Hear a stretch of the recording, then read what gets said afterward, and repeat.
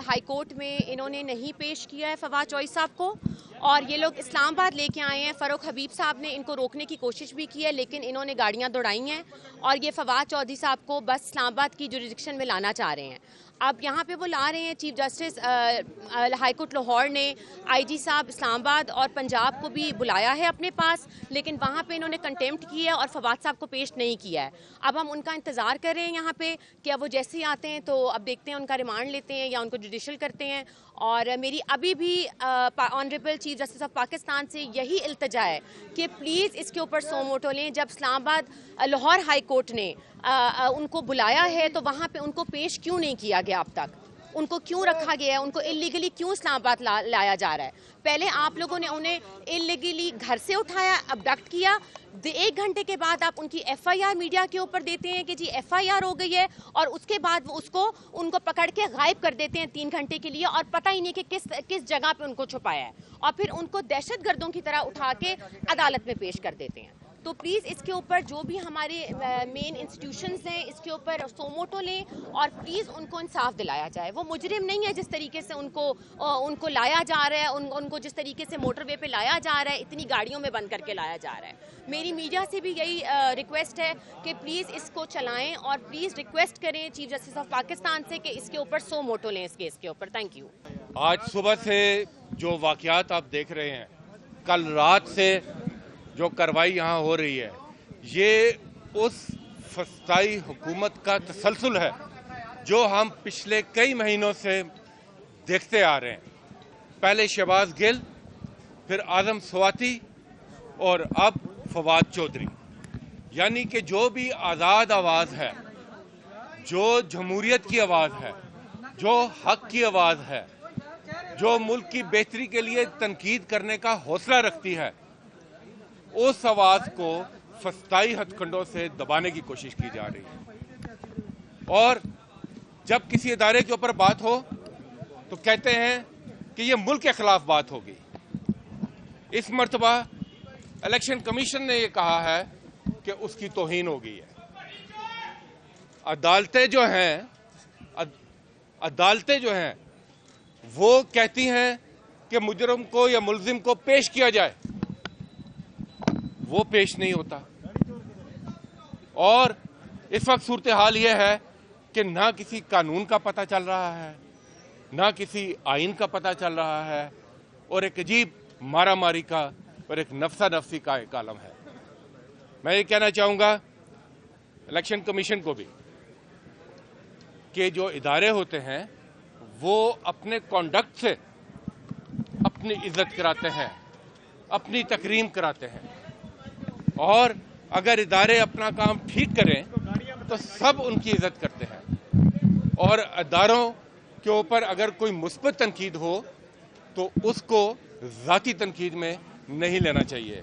अभी यहाँ पर हम यहाँ मौजूद हैं, उम्मीद है कि कुछ ही देर में फवाद चौधरी साहब को यहाँ पर मजिस्ट्रेट के सामने पेश किया जाएगा।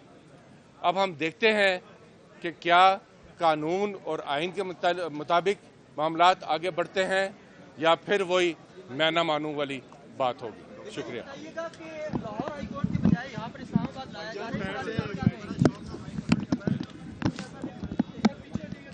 जी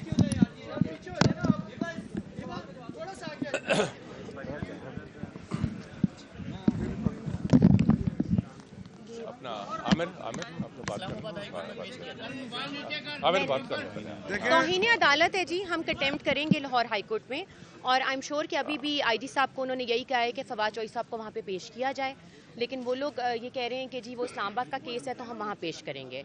लेकिन क्योंकि फाइल पहले केस वहाँ हुआ है तो वहाँ पे इनको पेश करना चाहिए, और हम कंटेम्प्ट इंशाल्लाह हमारी लीगल टीम जो है वो इसके ऊपर वर्किंग कर रही है, and we going to file a contempt also. एक मिनट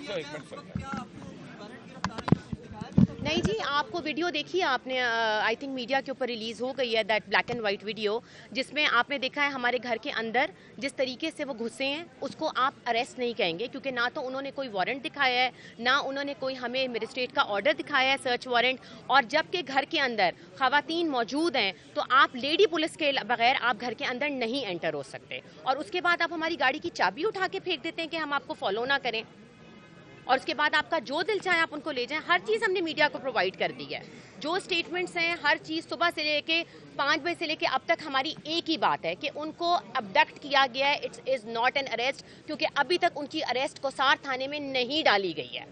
اسلام آباد لاہور ہائی کورٹ بلا رہا ہے، they are not taking them over there, روڈوں کے اوپر گھمائی جا رہے ہیں اور اب ان کو یہاں پہ پیش کریں گے.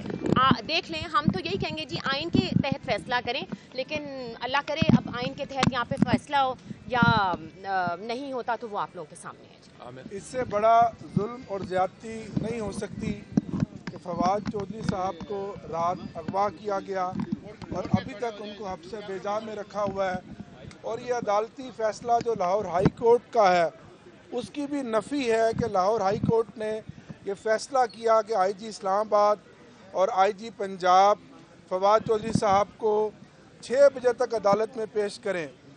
یہ قانون کا مذاق ہے. فواد چودھری کی آواز آج خیبر سے کراچی تک ہر تحریک انصاف کے کارکن کی آواز ہے. آج پوری قوم سراپا احتجاج ہے. حکمرانوں کے دن گنے جا چکے ہیں. عوامی سمندر اور یہ غصہ اور عمران خان کی مقبولیت ان قریب انشاءاللہ ان کو اڑا کر لے جائے گی اور ان کو عبرتناک سزا ملے گی. یہ جتنا بھی بھاگیں، الیکشن سے بھاگیں، اسمبلیوں سے چور دروازے سے آئیں، امپورٹڈ حکومت سے آئیں، لیکن 10 مہینوں میں آپ نے دیکھا کہ یہ اس ملک کے کوئی خیر خواہ نہیں ہے. انہوں نے اس ملک کی معیشت کو تباہ کیا، اپنا NRO لیا، اور الیکشن کمیشن تو شروع سے جانبدار ہے. فواد چودھری صاحب نے ایسی کیا بات کر دی تھی تو جو فوراً وہ گھبرا گئے. فواد چودھری کی آواز کو دبایا نہیں جا سکتا. اگر آپ جمہوریت کی بات کرتے ہیں تو ہم نے تو بدترین مارشل لاؤ میں بھی اس طرح نہیں دیکھا. پاکستان تحریک انصاف کے کارکن جاگ گئے ہیں. عوام کو عمران خان نے جو شعور دیا ہے، جو خوف کا بت توڑ دیا ہے، اب آپ دیکھیں گے انشاءاللہ عوامی سمندر ہوگا اور دمادم مست کلندر ہوگا. عدالتوں سے ہماری اپیل ہے، عدالت عالیہ سے اپیل ہے، عدالت عظمیٰ سے اپیل ہے کہ فوراً نوٹس لیں اور فواد چودھری صاحب کو رہا کریں، اور جس طرح فواد چودھری صاحب کے ساتھ قانون کا جو مذاق اڑایا گیا ہے اس کے اوپر فوری ایکشن لیں، اور فوراً دونوں گورنرز جو اسمبلیاں تحلیل ہو چکی ہیں الیکشن شیڈیول کا اعلان کریں. اس ملک کی جو معیشت کو دلدل میں آپ نے دھکیل دیا ہے، اس کا ایک ہی حل ہے کہ سیاسی استحکام آئے، اور وہ الیکشن کے ذریعے آئے گا، اور انشاءاللہ روز روشن کی طرح آیا ہے. یہ صاف نظر آ رہا ہے کہ جب بھی آپ الیکشن کرائیں گے عمران خان اور تحریک انصاف 2/3 اکثریت سے جیت کر انشاءاللہ دوبارہ آئے گی. عمران خان آج پاکستان کا مقبول ترین لیڈر ہے.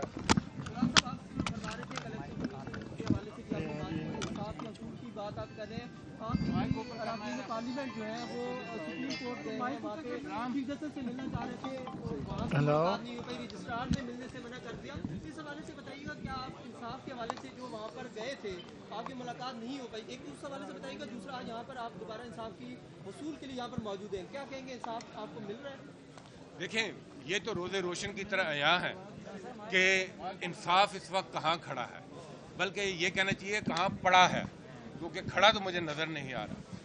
سپریم کورٹ، آپ کو یاد ہوگا کہ اس سے پہلے سینیٹر 2 ہفتے مسلسل سپریم کورٹ کے سامنے جاتے رہے، کوئی سنوائی نہیں ہوئی.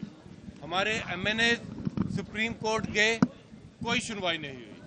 الیکشن کمیشن کے پاس گئے تاکہ وہ اپنا کام کرے جو اس کا کام ہے، کوئی سنوائی نہیں ہوئی.